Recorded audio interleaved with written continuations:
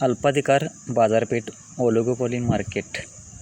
अल्पाधिकार बाजारपेठ हा अपूर्ण स्पर्धेच्या बाजारपेठेचा एक प्रकार आहे. म्हणजे ज्या पद्धतीने मक्तेदारयुक्त स्पर्धेची बाजारपेठ अस्तित्वात असते त्याच पद्धतीने अल्पाधिकार बाजारपेठेत देखील या ठिकाणी आपल्याला बाजारपेठेमध्ये असलेली पाहावयास मिळते. अल्पाधिकार हे इंग्रजीतील ओलिगोपोली या शब्दाचे भाषांतर आहे.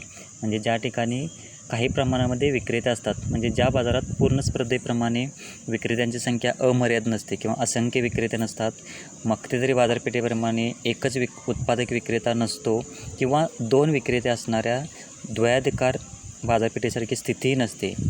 म्हणजेच काय तर अल्पाधिकार जी बाजारपेठ आहे या बाजारपेठेमध्ये 2पेक्षा जास्त आणि 10 ते 12 उत्पादक विक्रेते असतात त्या बाजारपेठेस अल्पाधिकार बाजारपेठ असे म्हणतात. म्हणजेच काय तर ज्या बाजारपेठेमध्ये काही थोडके विक्रेते अस्तित्वात असतात अशा बाजारपेठेस अल्पाधिकार बाजारपेठ म्हणलेले आहे. किंवा अल्पाधिकार बाजारपेठ म्हणजे अशीच परिस्थिती की ज्यामध्ये एखादी उद्योगसंस्था आपले बाजारविषयक धोरण काही जवळच्या मोजक्या प्रतिस्पर्धी उत्पादकांच्या व्यवहारावरून आखत असते. मक्तेदारयुक्त स्पर्धेमध्ये विक्रेत्यांची संख्या थोडी जास्त असते, परंतु जो अल्पाधिकार बाजारपेठ आहे त्या बाजारपेठेमध्ये 10 ते 15 या प्रमाणामध्येच विक्रेत्यांची संख्या असते. म्हणजे विक्रेत्यांची संख्या ज्या ठिकाणी अल्प असते अशा बाजारपेठेला अल्पाधिकार बाजारपेठ असे म्हणतात. आता ही अल्पाधिकार जी बाजारपेठ आहे ती बाजारपेठ अस्तित्वात का येते किंवा बाजारपेठेमध्ये अल्पाधिकारसाठी परिस्थिती का निर्माण होते, त्यासाठी काही कारणे या ठिकाणी दिलेली आहेत. मोठ्या प्रमाणाचे फायदे. आता या ठिकाणी मोठ्या प्रमाणावरील उद्योगामध्ये अधिक प्रमाणात यांत्रिकीकरण झालेले आढळून येते. म्हणजे जे मोठमोठे उद्योग आहेत त्या उद्योगामध्ये यांत्रिकीकरण मोठ्या प्रमाणात झालेले असते. त्यामुळे त्या उद्योगातील काही उत्पादक संस्था बाजारातील एकूण उत्पादनाचा मोठा हिस्सा निर्माण करत असतात.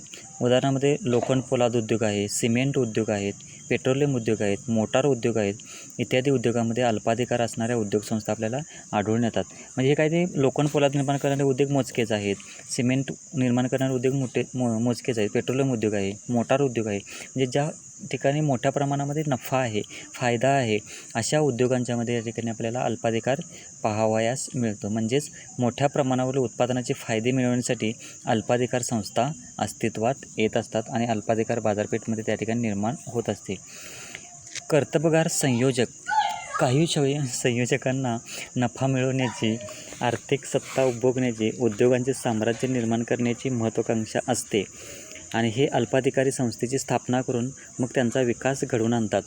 असे संयोजक आक्रमक धोरण अवलंबत असतात आणि प्रतिस्पर्धी जे उत्पादक आहेत त्या उत्पादकांना उत्पादन बंद करून उद्योगातून बाहेर पाडत असतात. म्हणजे काही कर्तबगार संयोजक असतात, ते संयोजक बाजारपेठेचा अधिकाधिक हिस्सा प्रस्थापित करण्यासाठी त्या ठिकाणी मोठ्या प्रमाणामध्ये निर्णय घेत असतात आणि जे प्रतिस्पर्धी आहेत त्यांना त्या ठिकाणी उत्पादन बंद करून बाजारपेठेतून बाहेर काढत असतात.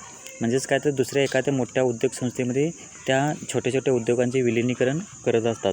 म्हणजे अशा पद्धतीने कर्तबगार संयोजक असतील तर या ठिकाणी अल्पाधिकारसारखी परिस्थिती निर्माण होत असते. विशेष अधिकार. काही उद्योगसंस्थांना विशिष्ट वस्तू उत्पादन करण्याचे अधिकार दिले गेलेले असतात. त्या अधिकारांचा इतर उत्पादकांना उद्योजकांना वापर करता येत नाही. त्यामुळे त्यांचे इतर उद्योगसंस्थेपेक्षा बाजारात मोठ्या प्रमाणामध्ये वर्चस्व प्रस्थापित झालेले असते आणि एकूण विक्री देखील त्या ठिकाणी मोठ्या प्रमाणामध्ये हिस्सा निर्माण झालेला असतो. म्हणजे काही उद्योगसंस्थांना ज्यावेळी असे विशेष अधिकार प्राप्त होतात, विशिष्ट वस्तू निर्माण करण्याचे अधिकार प्राप्त झालेले आहेत. आता वीज महामंडळ जे आहे त्यांना ते वीज निर्माण करण्याचा अधिकार प्राप्त झालेला आहे. म्हणजे त्या ठिकाणी त्यांचे एक प्रकारचे अल्पाधिकार बाजारपेठ त्या ठिकाणी अल्पाधिकारसारखी परिस्थिती त्या ठिकाणी निर्माण झालेली मिळून दिसून येते. म्हणजे ज्या ठिकाणी विशेष अधिकार प्राप्त झालेले आहेत त्या ठिकाणी अल्पाधिकार परिस्थिती निर्माण होते. महत्त्वाच्या साधनांवरती मालकी आणि नियंत्रण या ठिकाणी त्या उद्योगसंस्थांचे निर्माण झालेले असते.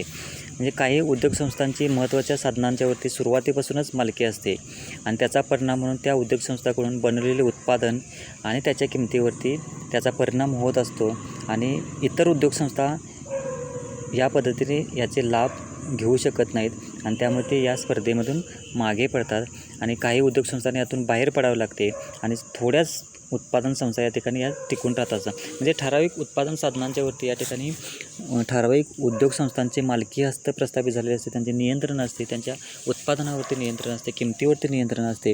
त्यामुळे इतर उत्पादक या ठिकाणी या बाजारपेठेमध्ये प्रवेश करू शकत नाहीत आणि मग त्याचा परिणाम म्हणून अल्पाधिकार बाजारपेठेसारखी परिस्थिती या उत्पादन संस्थांच्यामध्ये उद्योग संस्थेमध्ये निर्माण होत असते.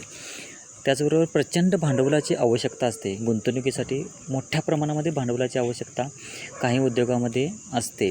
म्हणजेच काही उद्योगामध्ये सुरुवातीलाच प्रचंड प्रमाणात भांडवल गुंतवावे लागते.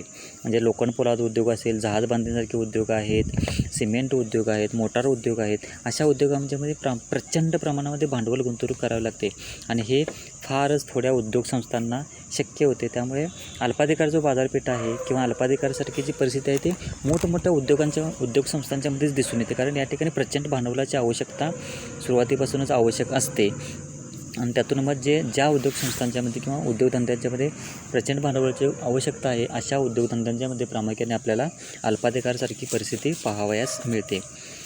त्याचबरोबर नवीन संस्थांना या ठिकाणीसाठी प्रवेशासाठी अडचणी निर्माण होतात किंवा निर्बंध घातलेले असतात.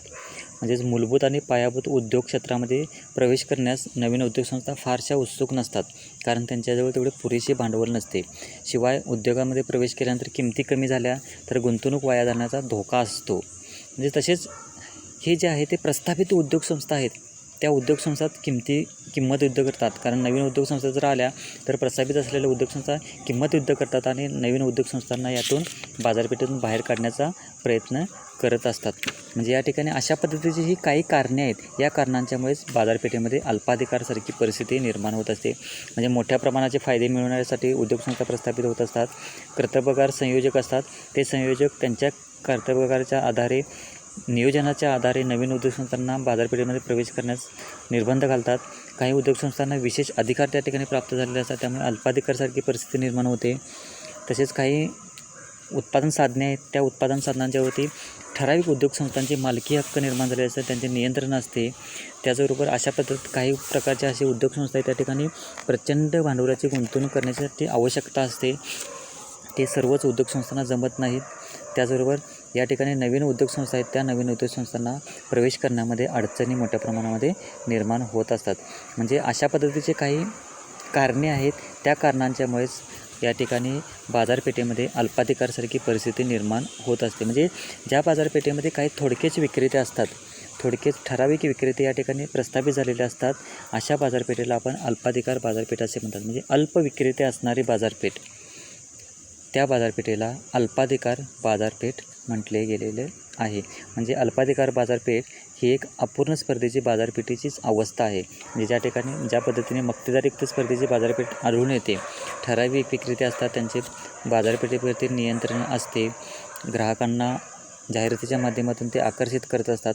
अशाच पद्धतीची परिस्थिती आहे ती अल्पाधिकार बाजारपेठेमध्ये पाहावयास मिळते. परंतु अल्पाधिकार बाजारपेठेमध्ये विक्रेत्यांची संख्या ही ठराविक प्रमाणामध्ये अल्प असलेली दिसून येते.